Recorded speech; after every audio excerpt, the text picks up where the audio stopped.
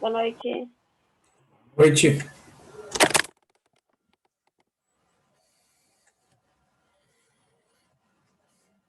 Tudo bem, Maíra?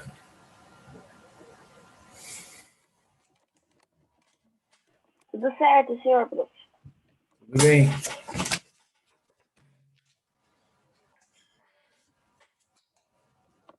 Estamos aí, né?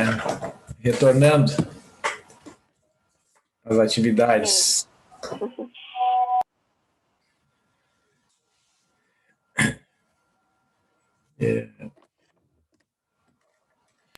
Hoje o dia foi bom. Acho que foi tu que perguntou pro Augusto, né, sobre a possibilidade de validar atividades complementares numa atividade remunerada, não foi? Acho que foi, né? Isso, foi sim. Que é uma atividade que está desenvolvendo na escola, aquela que tu falou? Isso, eu trabalho no departamento financeiro. Aí o que acontece?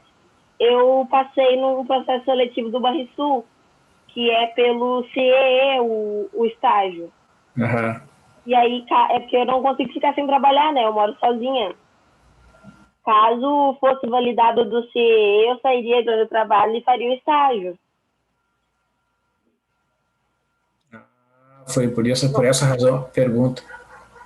Sim, o Augusto até hoje não chegou a me responder. Ele falou que ia conferir isso e depois me retornava. Porque até onde ele sabia, não podia. Ele conversou comigo, a gente está com esse assunto pendente, só que eu participo lá do núcleo de articulação acadêmica da Escola Politécnica e as reuniões no núcleo não iniciaram ainda, então por esse assunto não foi tratado porque a gente ainda não iniciou as reuniões do núcleo e a gente precisaria consultar a legislação, né, para ver se é possível validar, porque as atividades complementares elas têm um regramento, né? Sim, ele explicou isso. É. Mas é que vai, no caso, trancaria minha formatura. Porque eu trabalho todos os dias das 7 às 5. E daí eu tenho aula das 7 às 10h30, né? Eu vou terminar todas as cadeiras do fim do ano e vou ter que esperar ano que vem fazer estágio, porque ficar sem trabalhar não é uma opção. Sim, aí tu teria que fazer o estágio depois. Isso. Tá, mas e esse estágio do CIE, tu tem um prazo para assumir lá? Como é que é? Tem um prazo, tem mais 2 meses. Certo, pois é. A gente vai ter que, vamos ver se semana que vem a gente consegue tratar desse assunto lá. Não te garanto, porque tem tanta coisa acontecendo e no fim. Não, eu entendo. É. Mas eu me lembro que ele me falou esse assunto agora há poucos dias. Professor, esses estágios que o pessoal faz no Sicredi, no Bradesco, também não vale? Ou vale como horas complementares? Não, a questão é que parece, assim, pelo que eu entendi ali, que o Augusto falou, que a interpretação dele, que ainda a gente não verificou, tem uma questão assim, se a pessoa tem vínculo empregatício ou não. Que parece que tendo vínculo empregatício, aí não pode contar. Entendi. Né? Eu acho que existe algumas algumas condições para serem validados essas atividades. Porque o estágio eu sei que não assina carteira, é contrato, né? São no máximo 2 anos. Uhum. Tá. Eu na verdade, eu assim, a princípio, eu entendi que, claro que a ideia é que os estágios geralmente eles tenham uma relação mais direta com o curso, né? Por exemplo, um estágio numa escola, onde tu auxilia um professor, enfim, essas são mais atividades mais afins, assim, né? E tem relação com a formação, né, do estudante. Mas ainda assim, né, a gente conversando, eu imaginei, bom, mas mesmo que não seja uma sala de aula, a pessoa para trabalhar numa atividade, seja qual for, ela tem que usar, né, um raciocínio, tem que se relacionar com as pessoas, quer dizer, é também uma forma de aprendizado, né? Então, nesse sentido, cumpriria, digamos, uma das funções do estágio, que é a pessoa ir aprendendo, né, aos pouquinhos, como se relacionar com Sim, colegas de trabalho, e, etc. e o estágio que eu consegui no Banrisul, no caso, é para bacharelado em matemática, que é o Uhum. que eu faço, seria Sim, específico da área. sim, tá. É, tá, daí a dúvida é se esse estágio, então, poderia contar como atividades complementares, né? Isso aí. Aham, porque ele é remunerado. Tá. E daí, se tu puder me mandar um e-mail, Maíra, me detalhando assim, um pouco mais o que tu vai fazer e tal, de repente pode ajudar a gente a decidir isso aí, Claro, mando sim. tá bom? Porque daí fica Até ali meu amanhã eu te e-mail. encaminho. Tá, por favor. Bem, pessoal, boa noite a todos aí.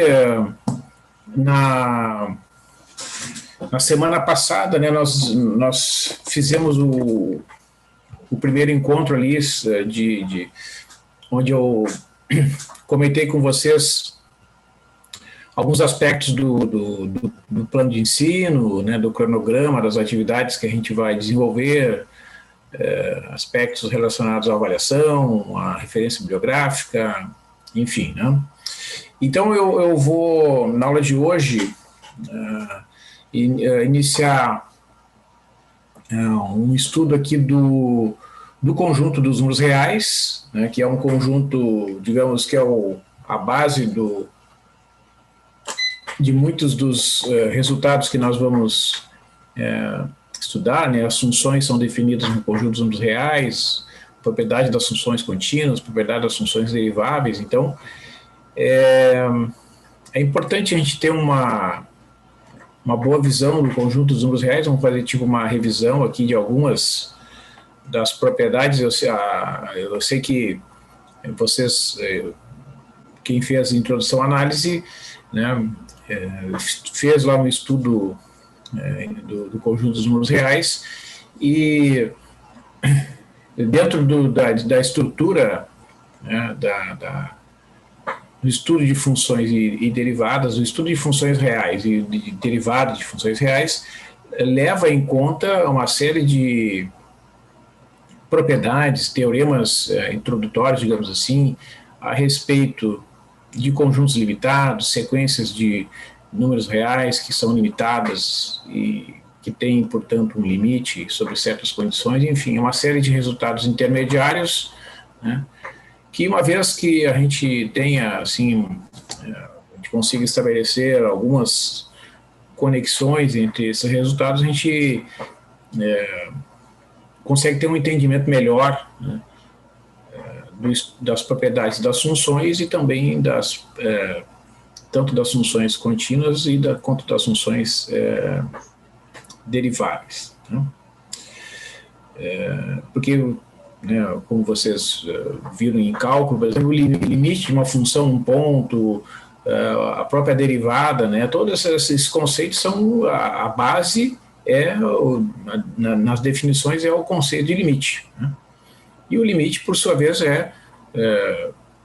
pela própria natureza, né, para a gente imaginar a existência de um limite num ponto, a gente tem que imaginar sequências, então a gente tem que ter essa ideia de dinâmica, digamos assim, né, de uma sequência para entender certos resultados. E como eu, né, comentei com vocês, né, historicamente, né, os números tiveram uma evolução, né, e até chegar nessa estrutura que a gente hoje trabalha, que é o conjunto dos números reais. Né? Por muito tempo ali, né, como eu falei para vocês, se os gregos, né, imaginavam que só existiam os números fracionários, né, as frações, os chamados números racionais, e, digamos assim, se vocês pensarem era até natural, né, que isso acontecesse. Né? Porque, se vocês pensarem assim, digamos, imaginando, né, o conjunto da população brasileira, vamos pegar o Brasil, poderia ser qualquer outro país. Tá? Pensando assim das pessoas que vocês conhecem, né, os familiares de vocês, né, o conhecimento médio de matemática que as pessoas têm, a maior parte das pessoas né, que não utiliza muita matemática no seu dia a dia, quais são os números que as pessoas usam no seu dia a dia? Pensem nisso, né? As pessoas usam números para contar objetos, as crianças, por exemplo, usam números para contar objetos, né?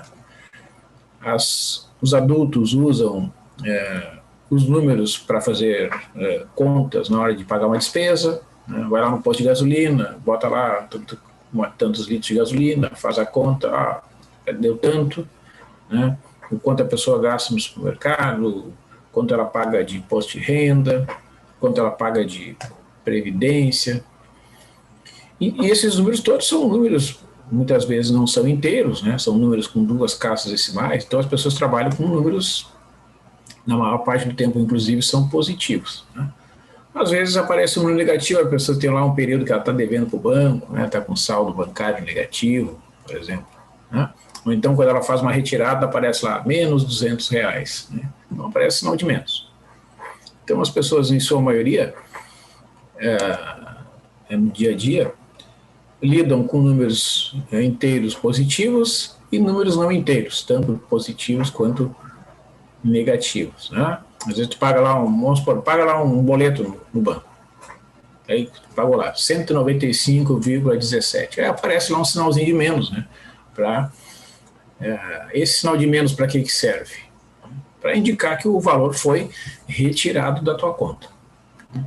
Esse é o significado, é o objetivo, né, desse sinal de menos, né? Então é um código muito simples e para quem está acostumado, como nós, né, vocês, estudantes de matemática, eventualmente já lidam aí com alguma atividade profissional, né? Nós, professores, então tem os números positivos e negativos. Agora pense assim, na prática, né?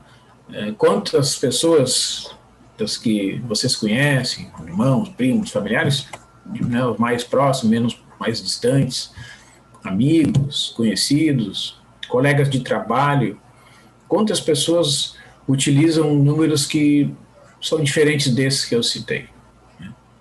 Quem precisa, por exemplo, de uma raiz quadrada, de um número como o número π, lida lá com funções trigonométricas, né? O número de pessoas que lida com esse tipo de número é muito pequeno. Então, se você pensar assim, né, digamos, natural até para muitas pessoas, que esses números praticamente nem existam, né?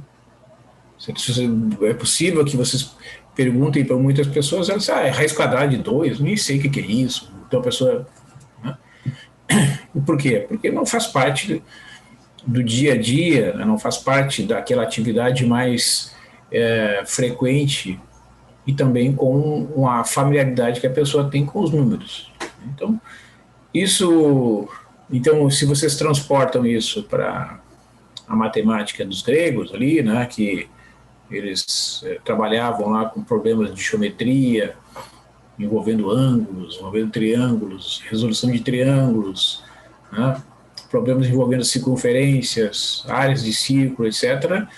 Então, por muito tempo, eles imaginavam que os números racionais, as frações, né, seriam, digamos, suficientes para resolver todos os problemas de matemática existentes, né? E ali pelos anos 270 a.C., né, que eles descobriram, então, que existia um número, que é a raiz quadrada de 2, que é um número que não era possível ser expresso por uma fração. O número, a raiz de 2, então, foi... Depois, na época, eles diziam que era um número... que eram grandezas incomensuráveis. A diagonal de um quadrado, de lado 1, digamos. Imagina um quadradinho de lado 1. Então, eles usavam o termo que a raiz quadrada, que a diagonal do quadrado e o lado do quadrado eram incomensuráveis. Tá? O que significava isso na época? Que era impossível encontrar uma unidade de medida de comprimento que coubesse um número inteiro de vezes, tanto no lado do quadrado quanto na sua diagonal, certo? Qualquer unidade, por menor que fosse,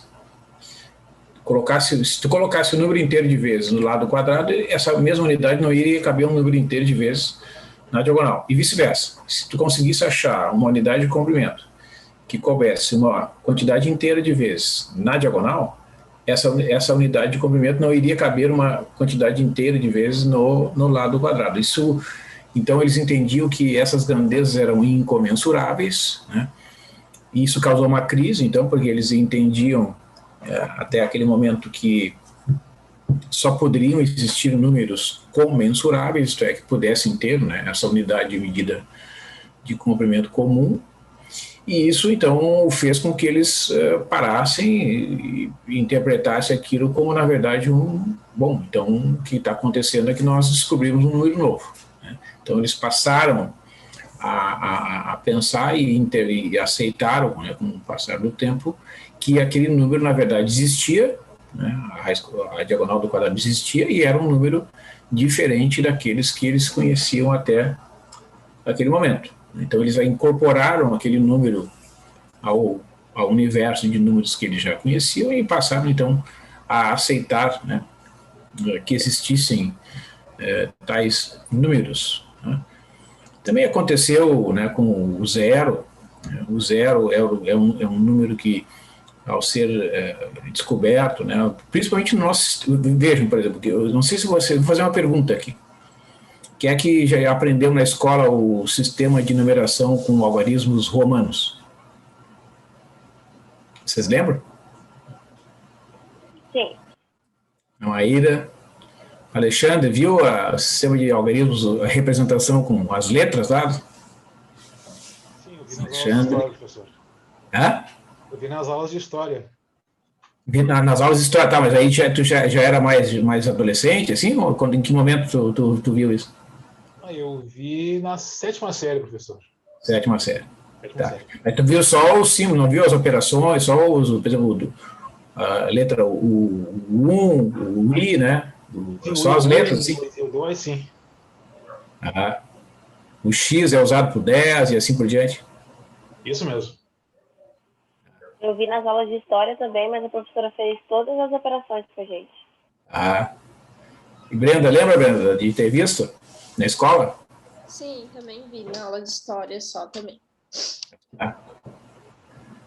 Então tá mais ou menos na mesma época, assim, na mesma série que o Alexandre comentou ali? Sim, lá pela 7ª série. E Giovanni e Juan, lembram em que momento foram apresentados aos números do sistema romano? Eu não lembro exatamente quando é que foi, mas provavelmente foi livros de história. Sempre tinha nos índices do capítulo alguma coisa que eu não sabia o que era até que alguém me explicou. Tá, mas tipo assim, se tu pega, sei lá, um livro de matemática, existem, né, a numeração de algumas páginas, e vocês reconhecem os símbolos.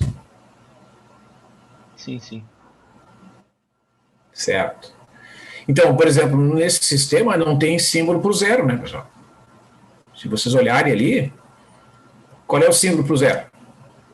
Não tem. Tem o símbolo para o 1, né? Aí tem o 2 e o 3, são os 3 tracinhos, um lado do outro. O 4 a letra I, né? Que precede a letra V. Depois a letra V representa o 5 e assim vai, né? O 10, por exemplo, é o X. O 20, né, são 2X, um do lado do outro. Né? Então, se vocês observarem bem, não tem um símbolo para o zero. Né? Por quê? Porque o sistema ele foi concebido de uma forma que para eles não fazia sentido usar um símbolo para representar uma coisa que não existe. Né? Então, por isso que, por exemplo, eu, desde que comecei a estudar matemática e os livros que eu leio, assim, de análise, eu estava lendo um livro do Elon, eu considero, por exemplo, que o conjunto dos números naturais, o primeiro número pertencente ao conjunto dos números naturais é o número 1. Não tem zero no conjunto dos números naturais. Por quê? Porque se vocês pensarem, né, em termos históricos, assim, e até na evolução dos indivíduos, né, ao longo da sua vida, quando a gente é criança, a gente aprende a contar objetos, a gente usa os números naturais, mas a gente aprende a contar objetos que a gente vê. Né? É um carrinho, é uma bola. Né? Então, a criança não aprende, ela não começa contando do zero. Ela não diz assim, aqui tem zero carros, aqui tem 0 balas. Não. Se tiver 2 balas, o pai e a mãe dizem, aqui tem 2 balas, aqui tem 3 balas. Né? Como é que vai dizer para uma criança que tem 0? Ela não vai entender. Né? Depois, um pouco mais tarde, sim, mas para iniciar, né, o processo de contagem e de entender o significado dos números, né, os números naturais, e o próprio nome, né, os números naturais, que naturalmente as pessoas aprendem. Então, o conjunto dos números naturais inicia no 1. Né? 1, 2, 3, 4, 5, e não tem limite superior, e cada número é obtido a partir da adição do 1. Né? O primeiro número natural e o menor de todos é o número 1, e tu vai obtendo todos os outros somando 1, né? Sucessivamente. Então a gente conhece lá o famoso conjunto dos números naturais. Aí depois, né, a gente aprende a utilizar o conjunto dos números inteiros, né, que agora, aí sim ele tem o 0, né, que é um elemento, é um símbolo, que existe muita controvérsia, né, a respeito da real origem desse símbolo, né. Então, na Babilônia, por exemplo, segundo alguns historiadores, o pessoal usaria uma pedra, assim, uma forma de um oval, né, para representar uma quantidade que não tem nada ali. Então, isso seria uma das razões do símbolo usado para o 0 ser o símbolo que a gente conhece hoje, né, que a gente utiliza no dia a dia. Né? Então, porque ele é interessante, vocês observem assim, o formato do símbolo, né? Por exemplo, o 1, o 2, o 3, você observa que nenhum deles é uma curva fechada. Né? O único que é uma curva fechada é o 0. Então ele tem uma forma geométrica um pouco diferente dos demais. Né? Então juntou lá os naturais com o 0 e os negativos. Né? Então, juntando isso, dá o conjunto dos números inteiros.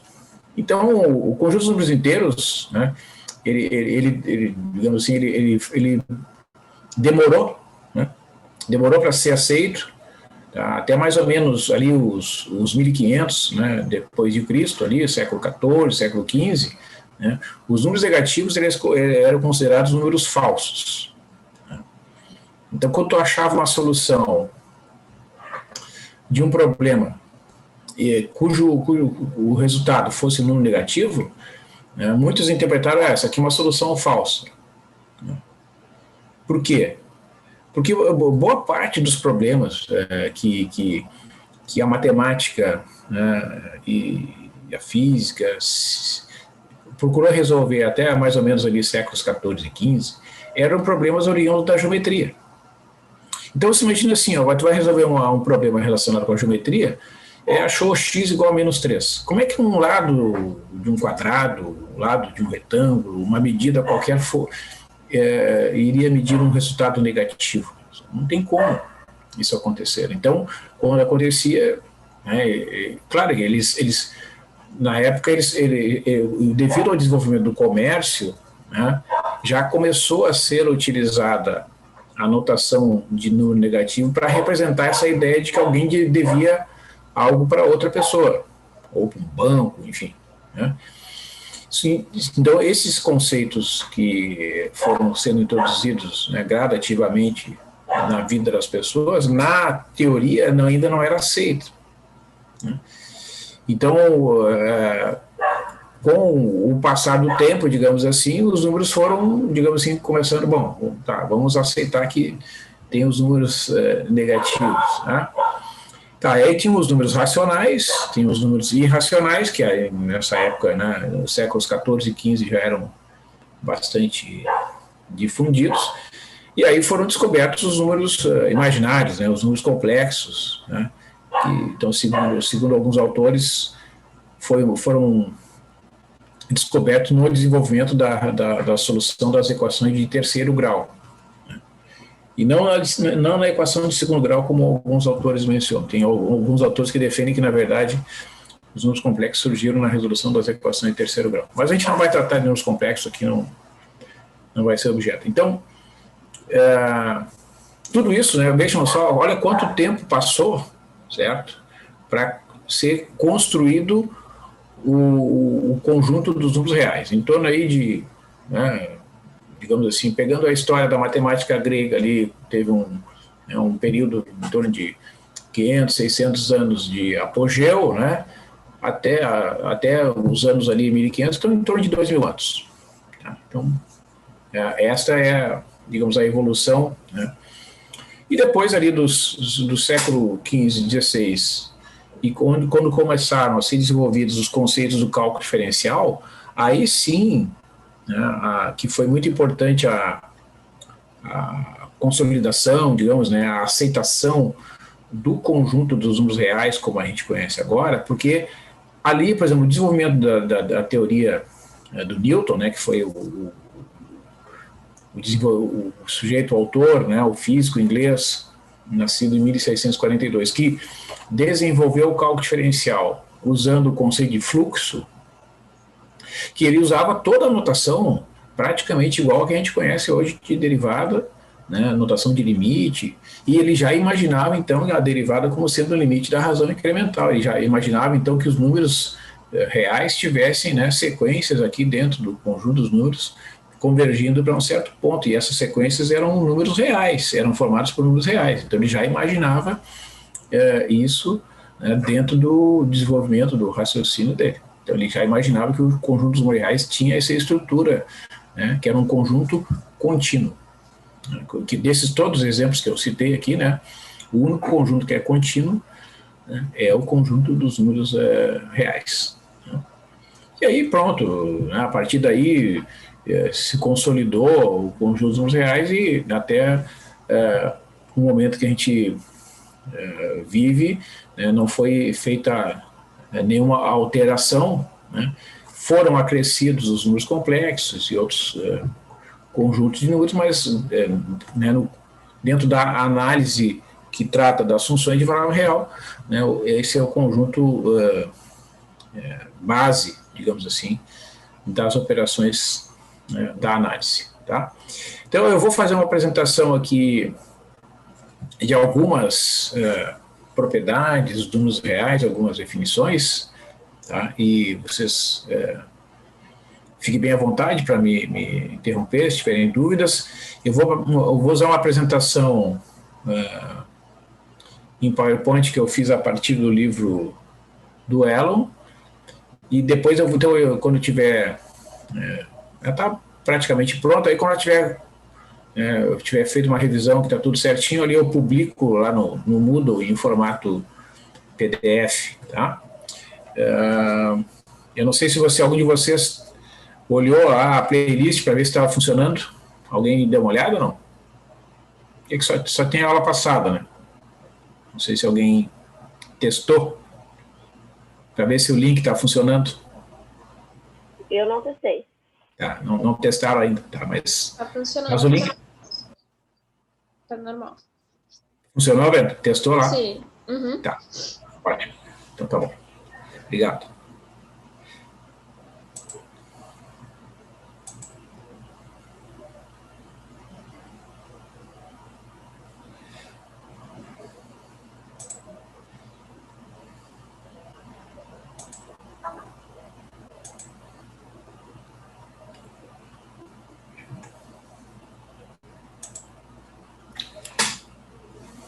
Então, pessoal,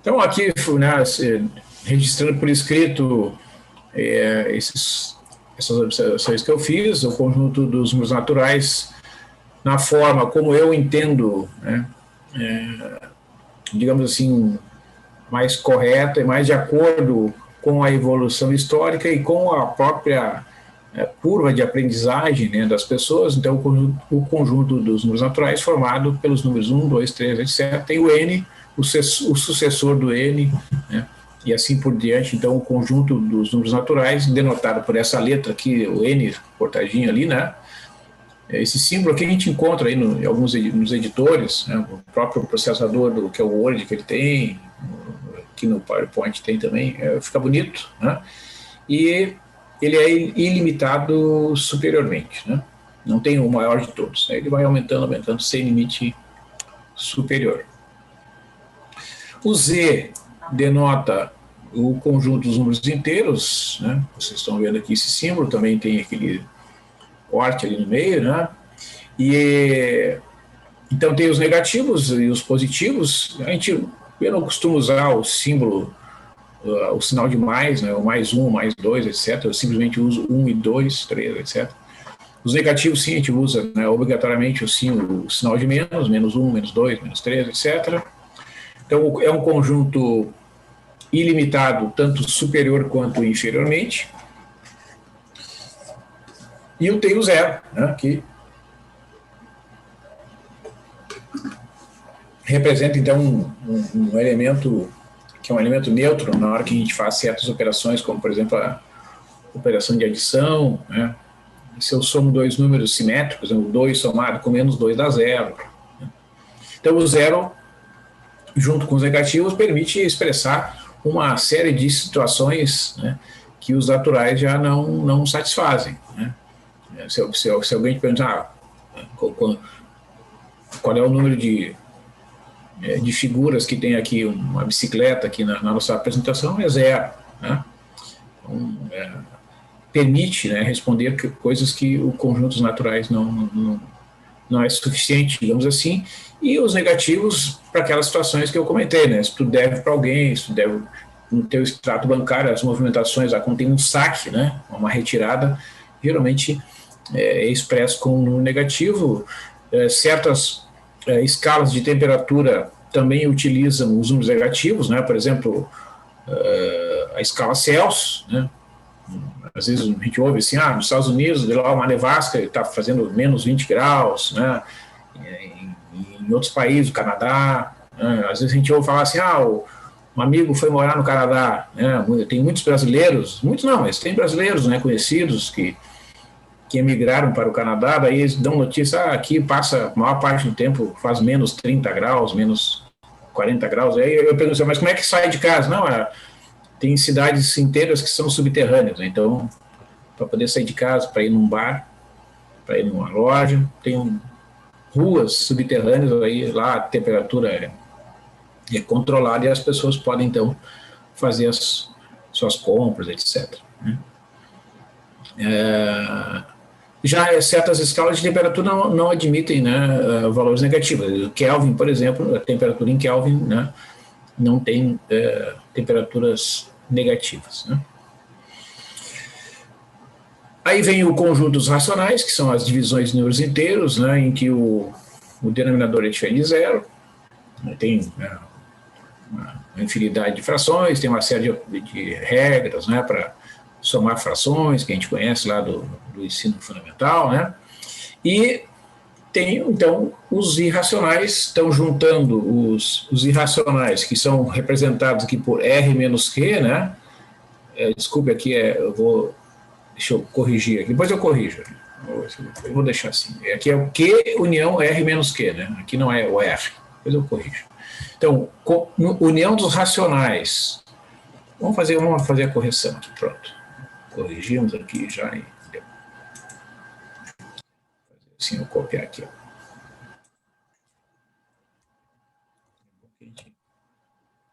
Corrija. Pronto. Então, o conjunto dos números reais será a união dos racionais com os irracionais, né? E se vocês lembram lá, né, na introdução à análise, tanto um quanto o outro são infinitos, né? Existem infinitos racionais e infinitos irracionais dentro do conjunto dos números reais, mas existem mais irracionais do que racionais, né? Os racionais são enumeráveis, enquanto os irracionais não são enumeráveis. A gente pode dizer que, né, nesse sentido, existem muito mais números reais irracionais do que racionais. Então, juntando tudo isso, a gente tem o famoso conjunto dos números reais, que é um conjunto contínuo, então, ilimitado inferiormente, ilimitado superiormente, que contém como subconjuntos todos esses conjuntos que estão apresentados aqui, né? Contém os naturais, os inteiros, e os racionais e os irracionais.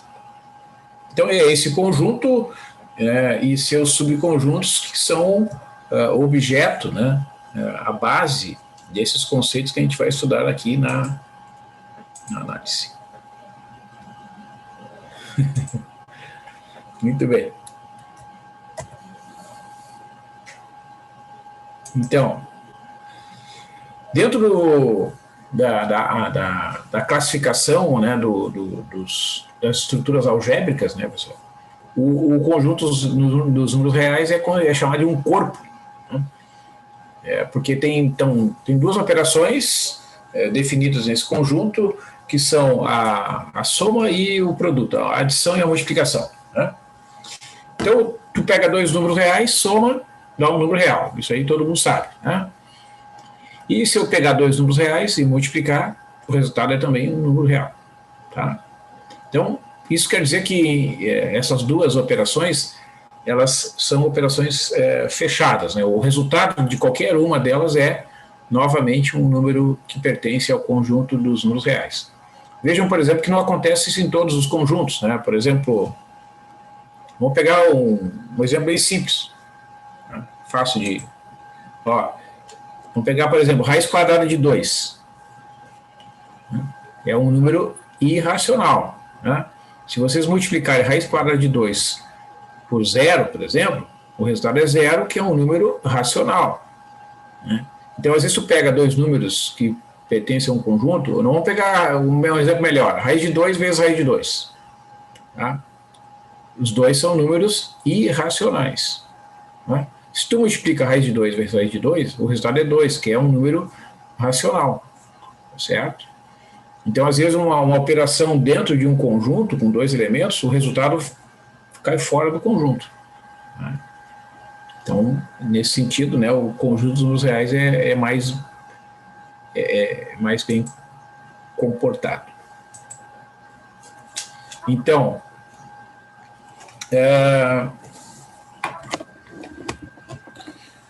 quais são os axiomas, né, que são satisfeitos por essas operações? Então, eu vou ler aqui bem calmamente para a gente entender, né? As operações de adição e multiplicação, elas são operações associativas, né? Se eu somar dois números x e y com um terceiro número z, aqui nesse primeiro desenvolvimento eu tenho que somar o x com o y primeiro, né? E somar o resultado final com o z. Aqui não, né? Tu soma o y com o z primeiro, depois soma com o x. Então, não importa como tu associa, o resultado vai ser o mesmo. Então, a gente diz que as operações são associativas, né? Então, dentro do conjunto dos números reais, isso é verdadeiro. E, da mesma forma, fazendo o produto, entre parênteses, x vezes y multiplicando por z, o resultado é a mesma coisa que x multiplicado por y e z multiplicado previamente. Para vocês terem uma ideia, né, por exemplo, dentro de certos computadores, né, a operação de adição ela não é associativa. Então, dentro do conjunto dos números reais, essa operação realmente ela satisfaz essas duas, tanto a adição quanto a multiplicação, né? Ambas são comutativas, tá?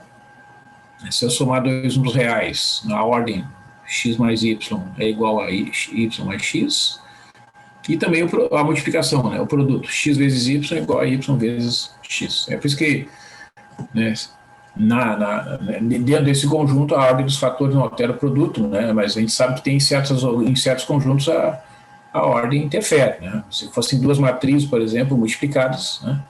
Em geral, a multiplicação de duas matrizes não é comutativa. Mas no conjunto dos números reais isso é verdadeiro.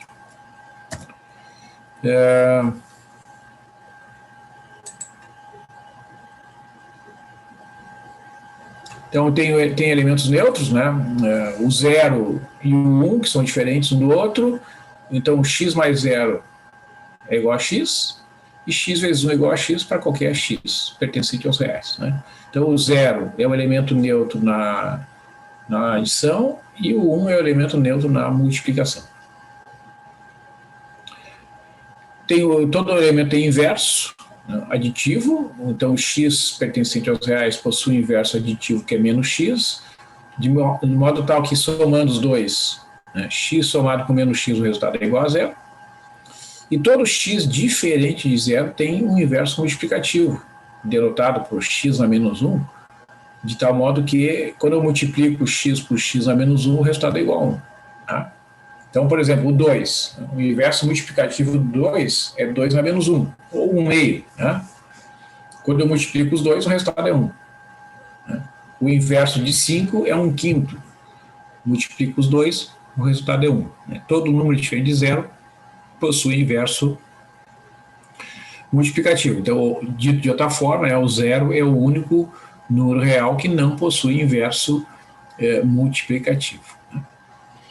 E a distributividade, né, da multiplicação em relação à adição, né, se eu tiver, então, x multiplicado pela soma y mais z, esta operação é a mesma coisa que fazer a soma do x multiplicado pelo y com o x multiplicado pelo z. Essas duas formas de desenvolver aqui essas operações produzem o mesmo resultado. Né? Muito bem. Então, o que mais? Bom, então, a primeira expressão, né, que o conjunto dos números reais é um corpo, tá? Isso tem relação direta assim, com essa propriedade aí, ó, né, que todo número real diferente de zero possui inverso multiplicativo. Né?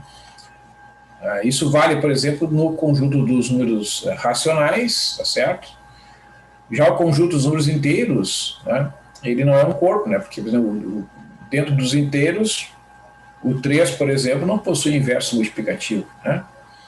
Então, essa propriedade é muito importante porque diferencia, né, o conjunto dos números reais de alguns dos seus subconjuntos. Tá? Muito bem, então essa é uma primeira propriedade notável dos reais. Né? Uma outra propriedade que vocês também devem lembrar é que a gente diz que o conjunto dos números reais formam um corpo ordenado. Né? Um corpo ordenado. Tá? Então, significa isso? Dentro do conjunto dos números reais, né, existe um subconjunto formado pelos números reais positivos, que a gente denota aqui por essa simbologia, aqui o R com o sobrescrito, o símbolo do mais, né? R mais. Então, esse R mais é o conjunto dos números reais positivos, é um subconjunto do conjunto dos números reais. E esse subconjunto satisfaz essas duas condições, né? Se eu somar ou multiplicar dois números reais positivos, o resultado é um número positivo. É a famosa regra que a gente conhece lá, né, da adição e da multiplicação, né?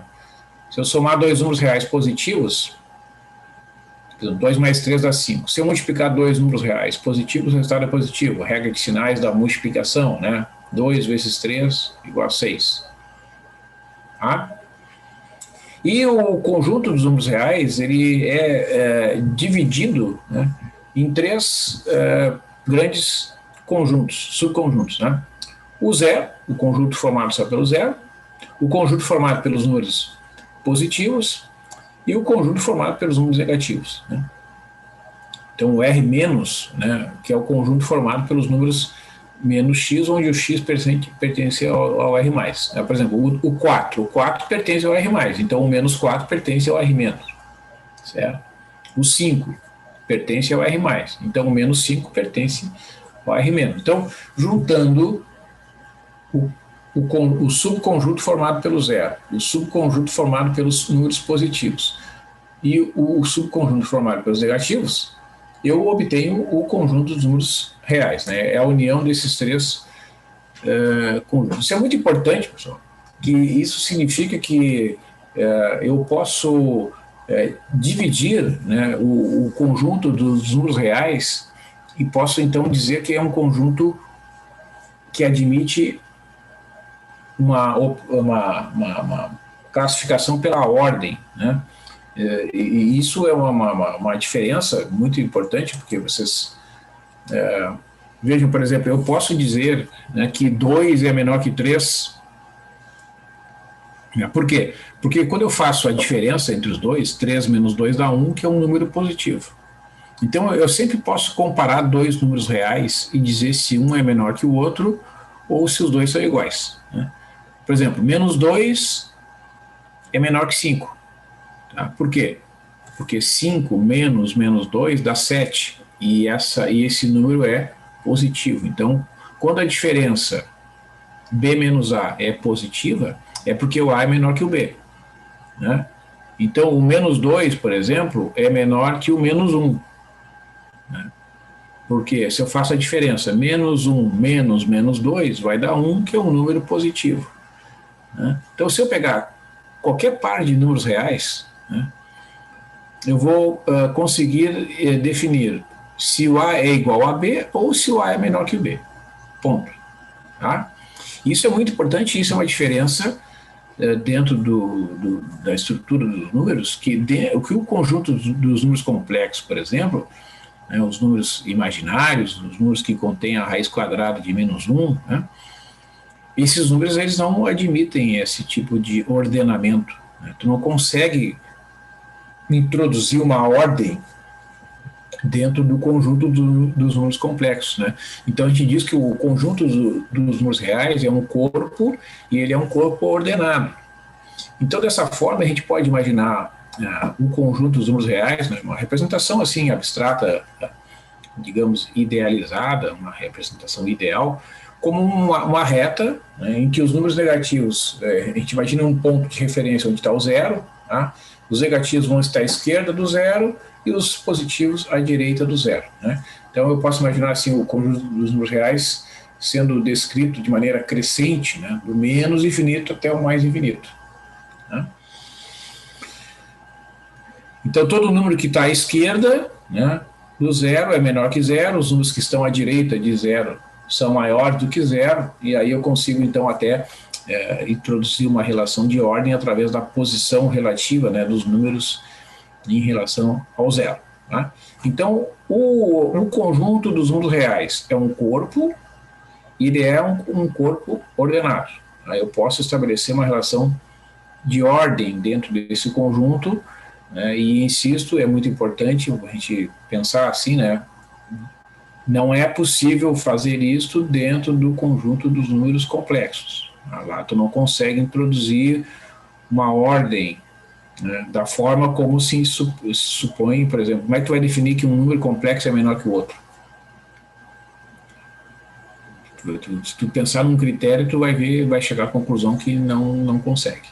Tá? Mas no conjunto dos reais é possível fazer isso. Então, voltando. Então, o conjunto dos números reais é formado pela união dos conjuntos de números reais positivos, números reais negativos e o conjunto que contém o zero. Então, a gente vai ver também, né, talvez vocês já tenham lido alguma coisa, ouvido, né, que o conjunto dos números reais é ilimitado, é tanto superior quanto inferiormente, e não enumerável. Né? Não é possível estabelecer uma função que seja uma bijeção entre o conjunto dos números reais e o conjunto dos números naturais. Né? Para um conjunto ser enumerável, somente se existir, né, uma bijeção entre este conjunto e o conjunto dos naturais. Tá? Então, com os números reais, da forma, né, como eles têm essa série de propriedades que foram listadas aqui, isso não é possível.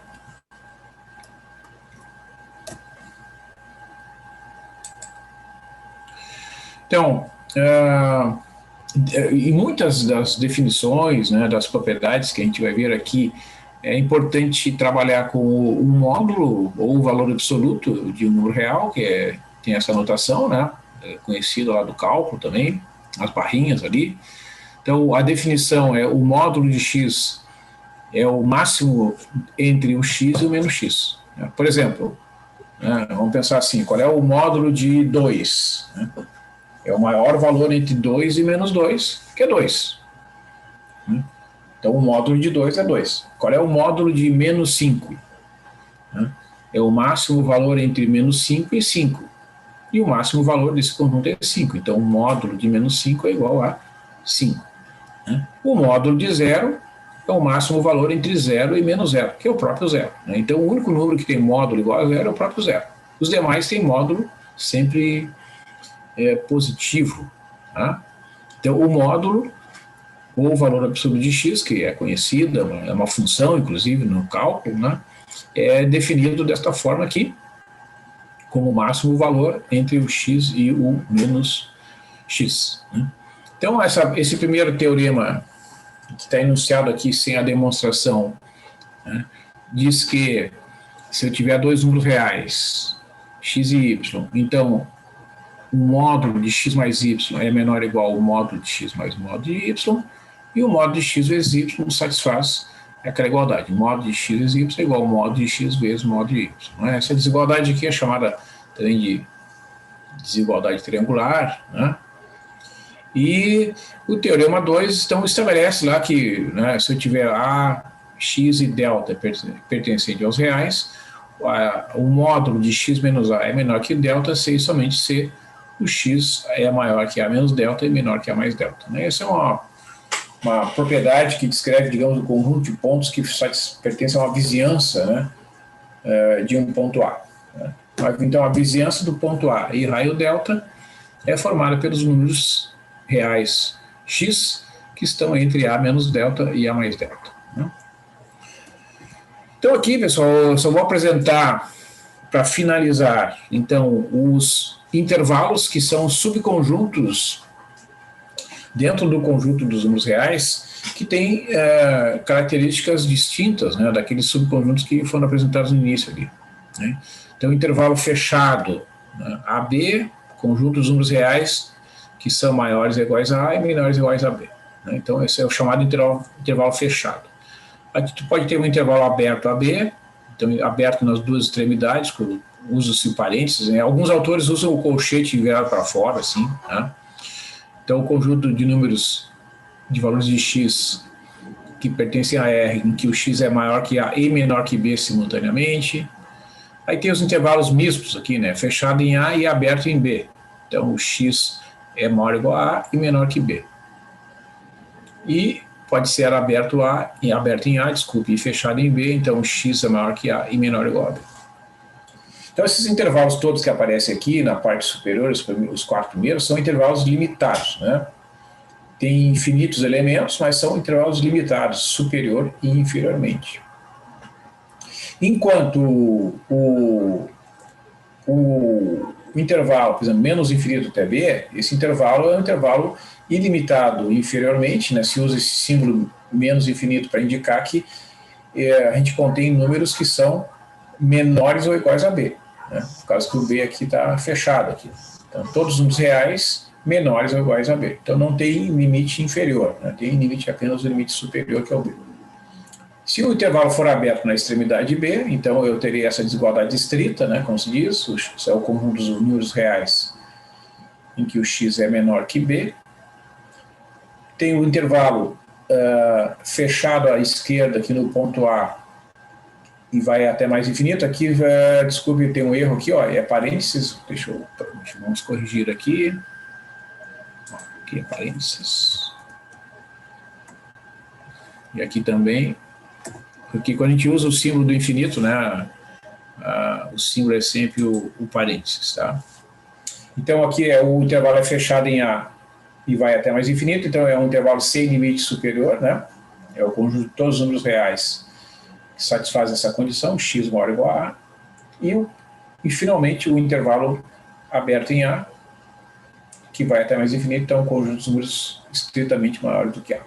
Então, esses intervalos, né, servem muitas vezes para expressar a validade de uma certa desigualdade, né, o domínio de funções, o conjunto onde uma certa função é derivável, né.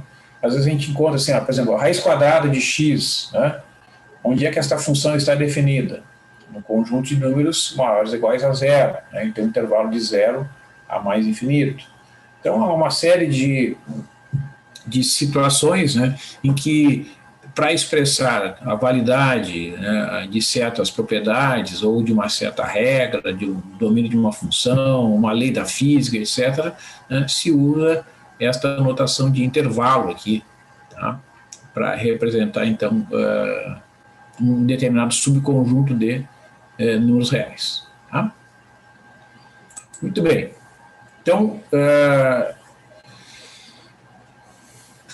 eu vou ficar por aqui, pessoal. Eu vou nessa apresentação de hoje, então, que eu quis introduzir aqui, né? Essa ideia, então, de que a estrutura do conjunto dos números reais é uma estrutura que teve essa evolução no tempo, e essa evolução, me esqueci de comentar aqui, né, pessoal, teve um período extremamente importante em que foi a introdução ali nos séculos 10, 11, depois de Cristo, né, na era depois de Cristo, do sistema de numeração que a gente utiliza agora, né, o sistema arábico, que é formado pelos símbolos 0, 1, 2, 3, 4, 5, 6, 7, 8, 9, né, que é um sistema posicional de representação dos números na base 10, e que fez com que o desenvolvimento do comércio tivesse um crescimento extraordinário, né.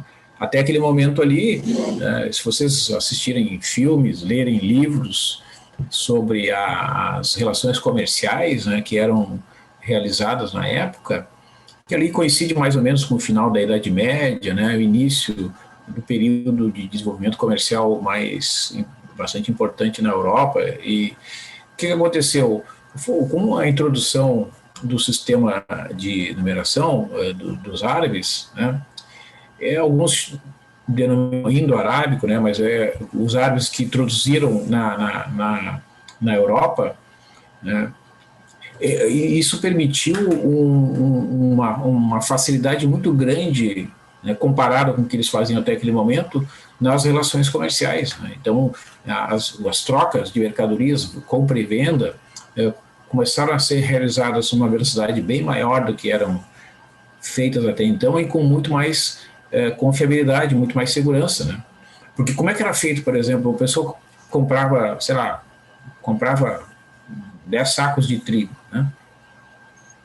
Então, era difícil, se a pessoa tivesse que pagar, por exemplo, como é que ela pegava um pedaço de ouro, uma moeda de ouro, né?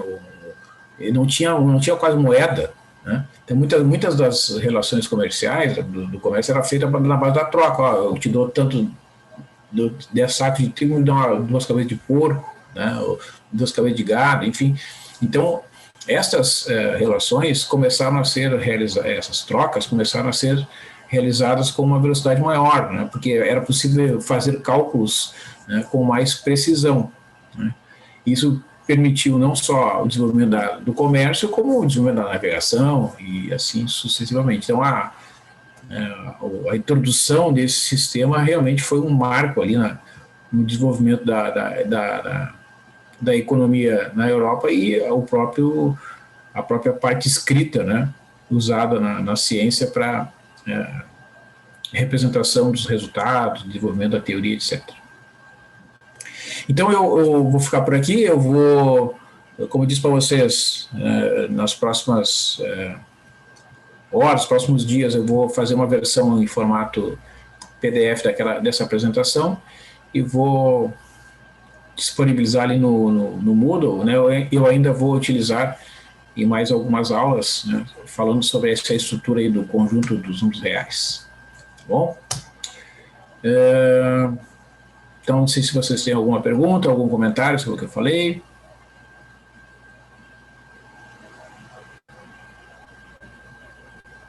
Não, tudo certo. Tranquilo? Então tá, pessoal, eu vou encerrar por aqui, tá? Nos vemos aí na quinta-feira ali pelas 19h15. Tá bom? Ok, boa noite. Boa noite para vocês. Boa noite. Boa noite. Noite.